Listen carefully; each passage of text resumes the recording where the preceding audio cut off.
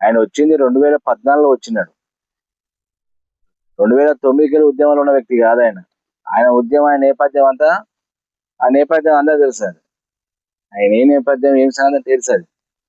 2013-14 election టైంలో వచ్చినోడు, అవకాశం ఇచ్చిండు, నిన్ను ఎమ్మెల్యేని చేసిండు.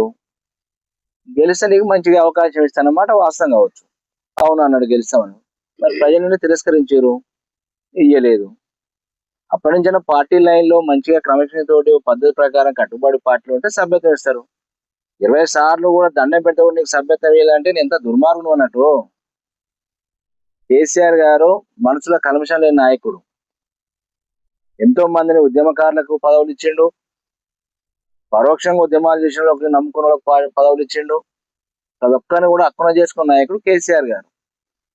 నువ్వేదో రేవంత్ రెడ్డి మెప్పు కోసమో, పొంగులేరు శ్రీనివాసరెడ్డి మెప్పు కోసమో మాట్లాడే మాటలు ఇవి వీరేశం గారి. ఎందుకంటే కేసీఆర్ గారి నుంచి మాట్లాడినంత పెద్ద మొగోడు ఆయన.